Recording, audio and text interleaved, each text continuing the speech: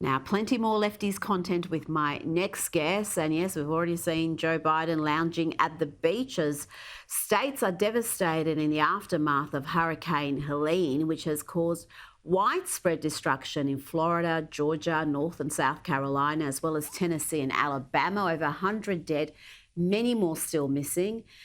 President Trump has been on the ground. He's been speaking with those involved in rescue efforts. And they said they've never seen one this bad. Valdosta has been ravaged. The town is very, very badly hurting, and many thousands are without power. They're running low on food and fuel. We'll endure. We will rebuild Valdosta and every other town that has been so badly hit, and we'll emerge stronger, more united, and more prosperous than ever before. You're going to be stronger, better. You're going to learn a lot from it.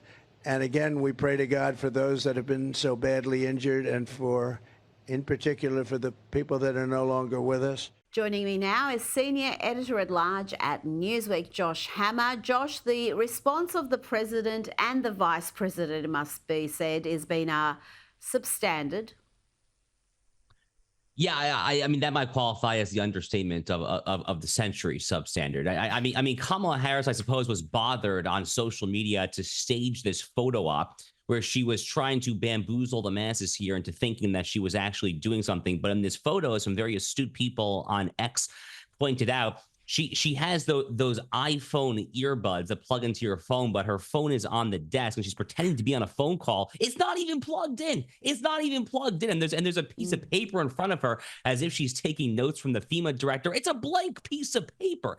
I mean, you know, if you're gonna fake it and try to make it look like you're making it, you know, at least don't just do it this poorly. I mean, try to make it look like you're at least attempting to cover your tracks, for God's sake. Meanwhile, Joe Biden, who has never been more clearly out to lunch, is confusing a labor strike with the Israeli strike on the Houthis. They asked him for what he thought about the Israeli operation in Yemen. He said he supports collective bargaining, as if it's a labor dispute with the United Auto Workers in a picket line. I mean, this is just catastrophic incompetence. This is very much this administration's version of what happened to Hurricane Katrina under George W. Bush. It's actually much worse in terms of the incompetence. But back then, Kanye West infamously said that George W. Bush hates black people, which was a racist smear back then and is a smear today. But this very DEI so-called equity-obsessed administration on the FEMA website today. I took a look earlier and I noted that they have diversity listed as their #1 goal for the agency or agency for federal disasters. You know, this equity-obsessed administration is currently leaving behind overwhelmingly, disproportionately working class and poor white people in Appalachia in North Carolina. It is a horrific, horrific look this close to an election.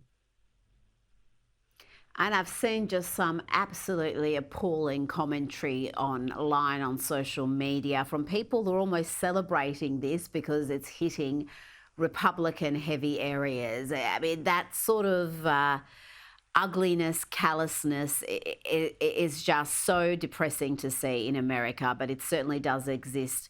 Now, moving on, Josh, we've also seen some interesting polling numbers regarding the Hispanic vote in America. Listen to this breakdown of the data from NBC's Steve Kornacki. We ask a basic question of Hispanic voters: which party do you more identify with? 37% now say Republicans, 49% say Democrats. But again, look at how this has shifted in just the last dozen years. In 2012, this was a 41-point advantage for the Democrats. It has come all the way down to 12 points, Kristen, a 29-point drop in terms of that gap there on which party Hispanics identify with in just 12 years. And Josh, I wouldn't be surprised if those figures are actually even closer on election day. What do you think has been behind this trend? It's a fairly dramatic realignment in just 12 years.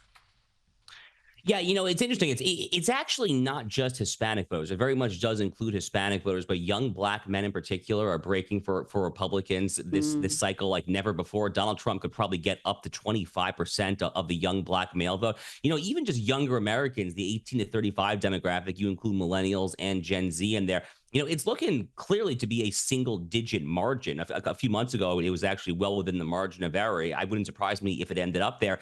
The Hispanic vote has been shifting very slowly but very steadily towards the right for a very long time now. Hispanic people in America are disproportionately Catholic. You have some evangelicals. They're good common sense individuals who don't like being pandered to. And the Democratic Party, when it comes to Hispanic voters, they try to pander them by just encouraging more illegal immigration. There are a lot of problems with that. One, it's deeply infantilizing and belittling to assume that just because you happen to share a native language, among other things, with someone, then you support people entering the country illegally.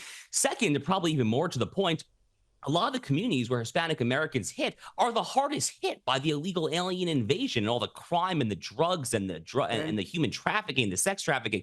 So it's a totally toxic stew right now. It's interesting. If Donald Trump wins this election, which I actually do predict that he's going to do, he's going to do so with essentially a multi-ethnic working class coalition, the likes of which the Republican Party has really never had in modern times. And, again, as someone who I hope that he wins, I just hope that he keeps it up.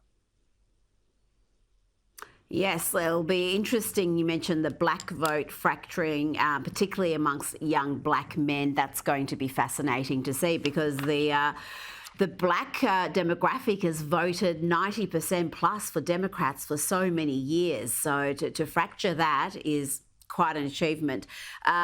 Now, I want to get your comments on high-profile American author and social commentator Fran Lebowitz. She's a darling of the left. She's embarrassed herself again with these remarks on Bill Maher's show. The sad thing is, Josh, that many on the left agree with her about her calls to have Joe Biden abolish the Supreme Court.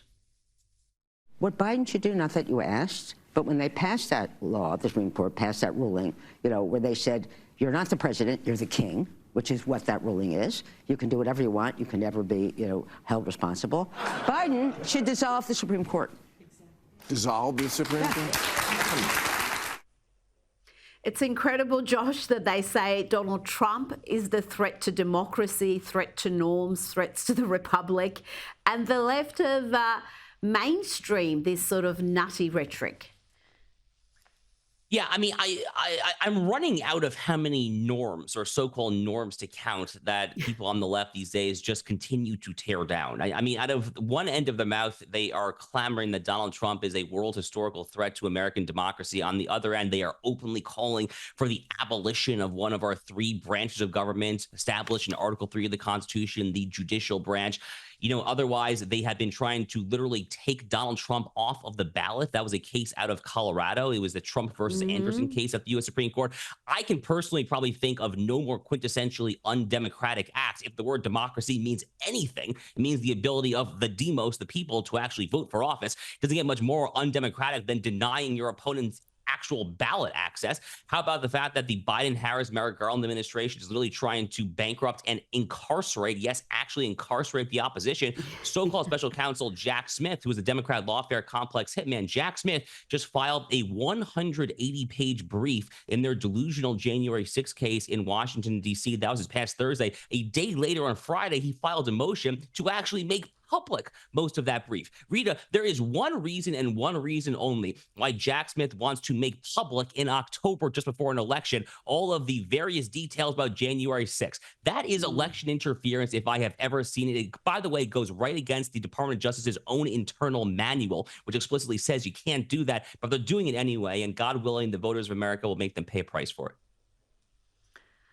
The lawfare to me has been third world, banana republic, despot nation type behaviour. To, as you said, essentially try to bankrupt and jail your leading political opponent. And we know these cases are trumped up, excuse the pun. They've created laws to just get one person. Now, I want to ask you about abortion. It's an issue that gets plenty of coverage, including in Australia, about what's happening in the US. And the debate is just littered with fake news, deliberate lies. And I'm thinking these lies are very dangerous, Josh. There was a recent one claiming that a woman died due to abortion bans in Georgia when the death was due to complications after the abortion pill was taken. And there's doctors in Georgia speaking out about these false claims. And I want to play you a clip here of Senator James Langford. He tried to get some clarity on this issue from former Texas Assistant Solicitor General Heather Hacker to just clarify what is actual fact and what is scaremongering. Ms. Hackler, just to clarify on this, are there any states where women face prosecution for having an abortion? No. Are there any states that criminalize miscarriage? No. Or that care for a miscarriage? No. Are there any states that criminalize removing an ectopic pregnancy? No. Are there any states that prohibit life-saving care for the mother? No. Are there any states where women have to be actively dying for a doctor to be able to act for her care? No. There's been a lot of rhetoric in this that I'm concerned pushes people away from getting access to health care. Josh, Kamala Harris has made claims of women being arrested for having a miscarriage. She claimed a woman died due to this. And let me quote her word for word here. She said, "Women are being denied care during miscarriages, some only being treated once they develop sepsis. And we know that women have died because of Trump abortion bans." This is not just disinformation, Josh, it's dangerous. If women think they're going to get arrested for having a miscarriage, they may not seek medical care, and that could have catastrophic consequences. Well, that's actually literally what happened in Georgia. I mean, exactly what you just said is what happened. So this woman in Georgia, she took an abortion pill. And by the way, the Democrats are singularly responsible for liberalizing the abortion pill. You can get it via telemedicine now. They'll mail it to you in the postal service, no doctor supervision necessary or anything like that. And they advertise it as if the abortion pill, mifepristone usually, they advertise as if it's just as safe as popping a Tylenol or an Advil. Unfortunately, we actually have data on this, and that's not in fact the case. And what happened to this woman in Georgia is she developed severe complications. And what you just said is what happened. She chose not to seek care. She didn't go to a hospital or the ER or anything because she thought that she couldn't be helped because she believed the left-wing media lies that in a situation like that, then you cannot get anything, literally anything to save the life of mother. Look, Rita, I've been a pro-life activist for most of my adult life. I founded the Law Students for Life chapter at the University of Chicago Law School. I've spoken at pro-life conferences for years. I have never met a single pro-lifer of any ethical, religious, moral persuasion or anything who ever in a situation where an unborn child's mother, a mother's life is actually on the line. Of course, you do whatever necessary has to be done. These are lies. These are grotesque lies. They are lies designed to gin up their base, to fearmonger and to scare people into voting for them. But it's totally disingenuous. By the way, she also openly lied at the presidential debate as well when she said that Donald Trump supports a national abortion ban, much to the chagrin of ardent pro-lifers such as myself. He does not. That's actually not his stance. I kind of wish that it was, but I understand politically why it's not. But he's very clear that it's back to the states, and they're lying on that front as well, I should add. Well, yeah, the Supreme Court giving the power back to the states. It's precisely the situation here in Australia. The states make laws as in relation to abortion. And I know in the US, you've got states that are limit abortion, and then you've got states that have got abortion right up till the end of the third trimester, pretty much with no term limits on when an abortion can be carried out. So that's again, that sort of nuance is not being reported on, certainly here in Australia, because I get so many questions from people about what's happening with abortion in America, and so much of it is misinformation, just blatant misinformation. Josh Hammer, thank you so much for your time this evening. Always a pleasure. Thank you.